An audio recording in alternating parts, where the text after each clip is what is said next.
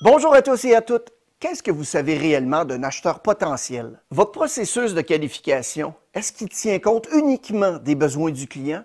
Qu'est-ce qui se passe si vous ne parvenez pas à cerner le style d'achat du client?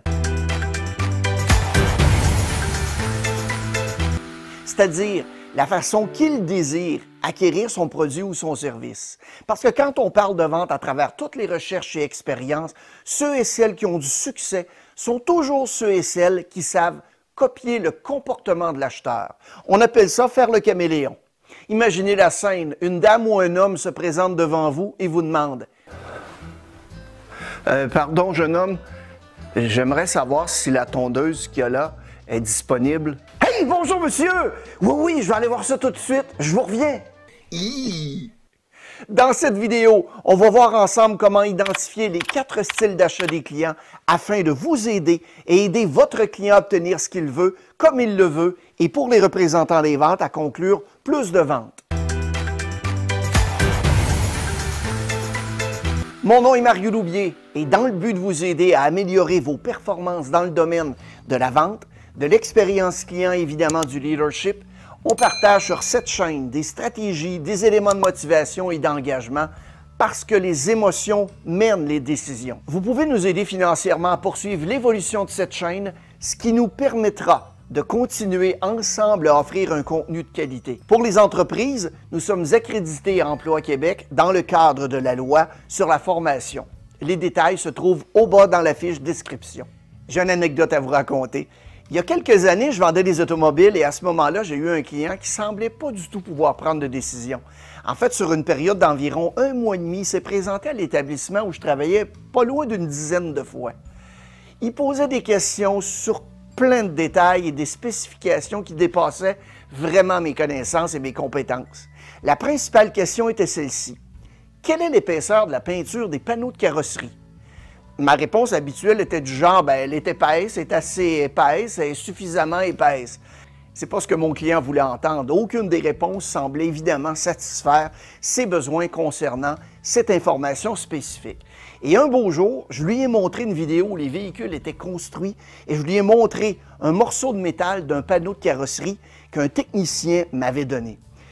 On a même mesuré ensemble l'épaisseur de la peinture avec une jauge d'épaisseur de revêtement de peinture. Suite à ça, il a acheté le véhicule dans la semaine qui a suivi. Son style de prise de décision était basé sur des faits et des spécifications, pas sur l'émotion. Il n'allait pas acheter avant d'avoir pu satisfaire ses besoins de détail. Même un projet qui semble parfaitement adapté peut être géré par un acheteur dont les priorités ne correspondent pas à ce que vous proposez. Plus vous perdez de temps sur des opportunités mal assorties, plus vos marges et vos taux de conclusion diminuent. Évidemment, la situation peut devenir pire si vous argumentez avec un client à la table des négociations. Est-ce que votre crainte de perdre la commande va vous faire baisser votre prix inutilement? Il existe 4 styles d'achat principaux. Reconnaître ces caractéristiques va vous donner un avantage extraordinaire lorsque vous essayerez de positionner votre offre, de surmonter les objections des clients et bien évidemment de négocier l'accord final. Et un peu plus loin dans la vidéo, je vais vous donner les outils pour passer un test afin d'identifier votre style pour le marier beaucoup plus rapidement à celui de votre client. Et en passant, il n'y en a pas un qui est meilleur qu'un autre dans les 4 styles. Ils sont différents tout simplement.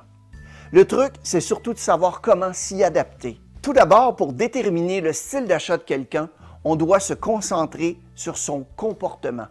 C'est-à-dire ce qu'on est capable d'observer, de mesurer et qui va signifier la même chose pour tout le monde.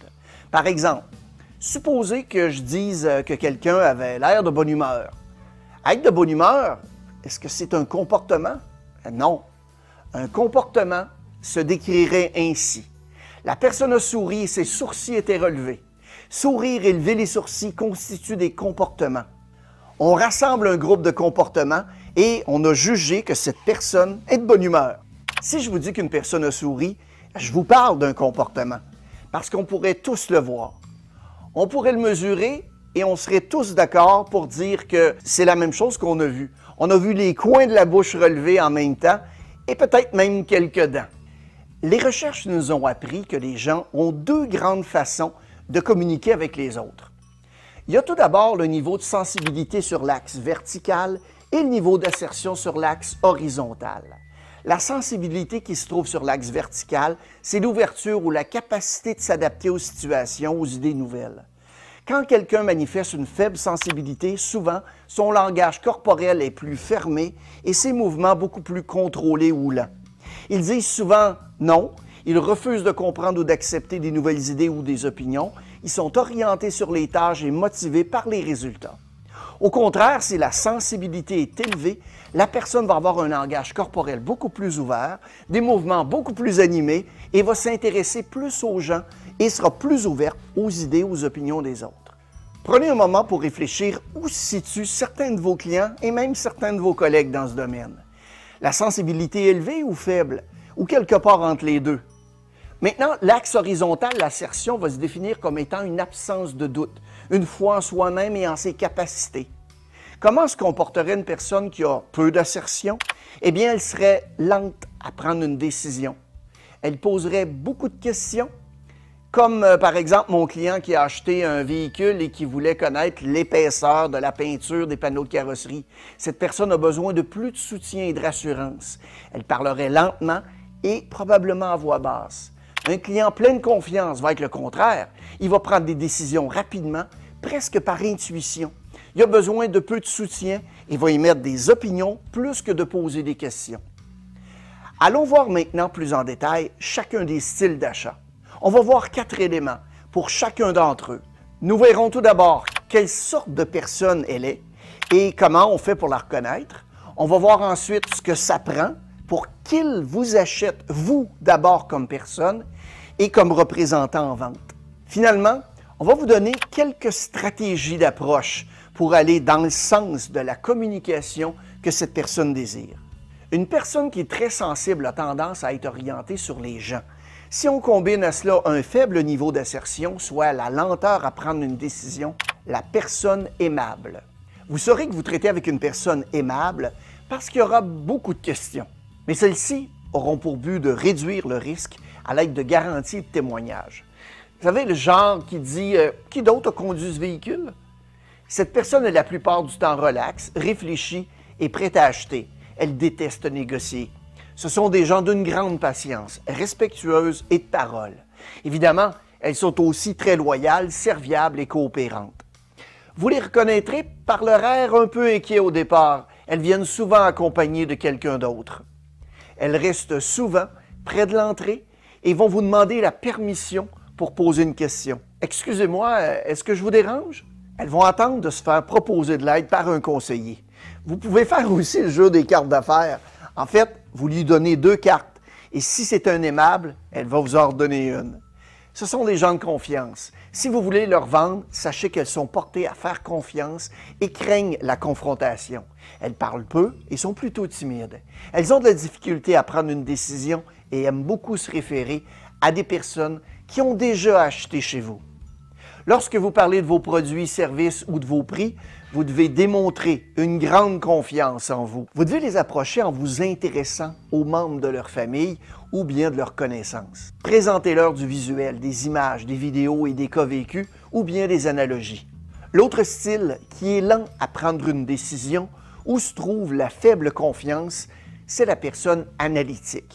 Elle pose aussi beaucoup de questions, mais les questions concernent des faits, des chiffres, pas des gens.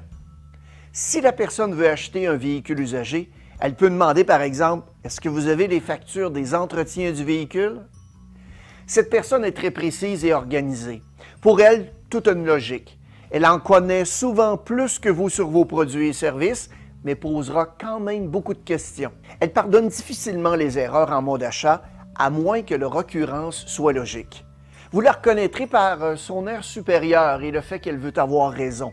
Elle pose des questions très précises et évitera souvent de vous regarder dans les yeux. Ce sont souvent des personnes plus intelligentes que la moyenne. Elles apprécient d'abord et avant tout la compétence. Elles ont de la difficulté à faire confiance, car pour elles, le vendeur est un mal nécessaire. Elles détestent se retrouver dans l'embarras. Chaque mot est important. Elle accorde énormément de crédibilité à la précision des faits et des preuves que vous leur apportez. Ces personnes accorderont leur confiance si vous leur montrez des preuves de ce que vous avancez. Priorisez donc le rationnel, le quantitatif, les chiffres et les données logiques, car ils aiment les faits, les études et les résultats d'enquête. Au cadran supérieur droit se trouve le style de personnes pleines de confiance et orientées vers les gens. Ces décisions sont prises rapidement en fonction du style de vie ou sur le fait qu'elle vous aime ou ne vous aime pas. Elle ne craint pas de prendre un petit risque, mais elle ne veut pas être ralentie par des faits et des détails.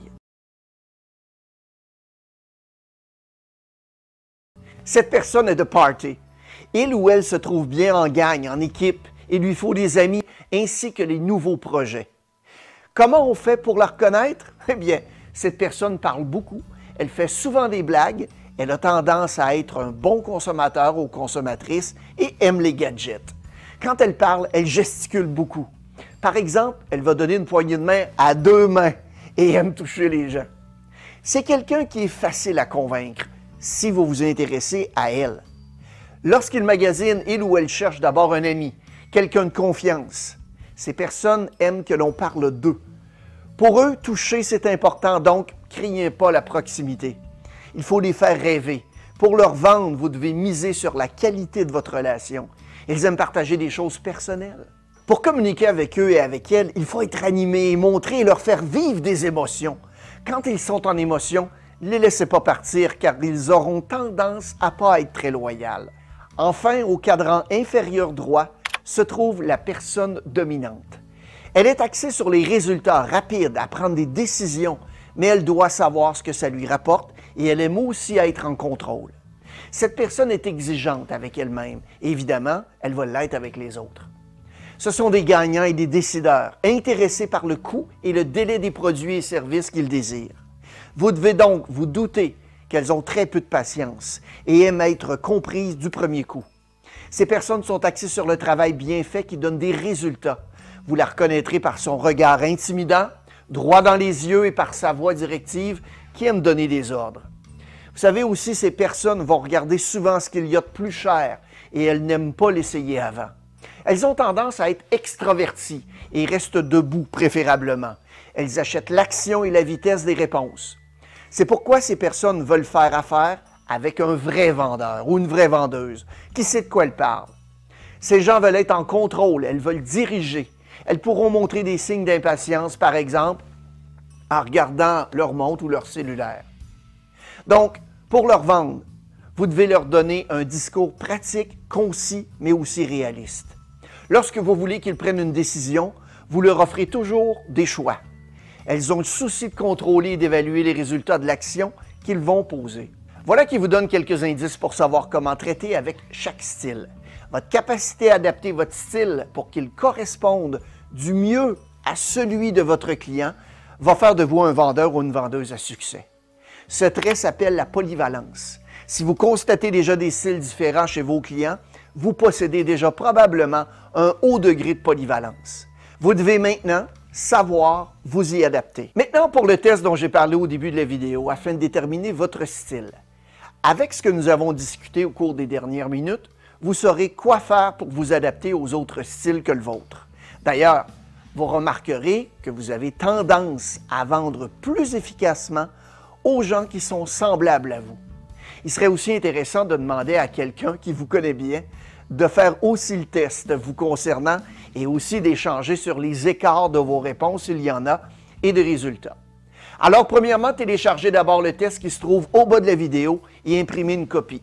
Mettez la vidéo sur pause et redémarrez une fois le tout fait.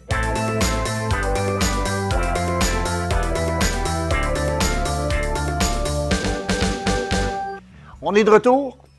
Vous devez donc avoir 7 feuilles en main ainsi qu'un crayon. Rendez-vous à la page 1. Vous y retrouverez 2 blocs de questions, un sur la sensibilité et l'autre sur l'assertion. Vous devez compléter les 2 blocs.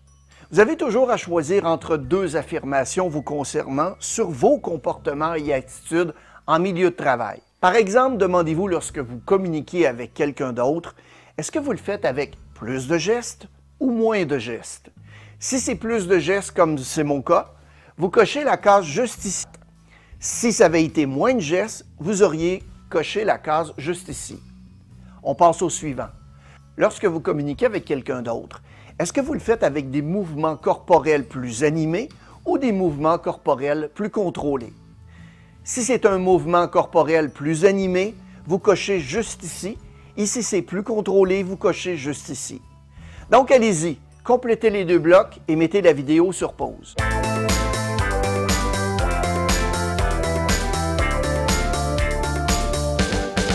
Maintenant, nous allons calculer le nombre de réponses faites par colonne.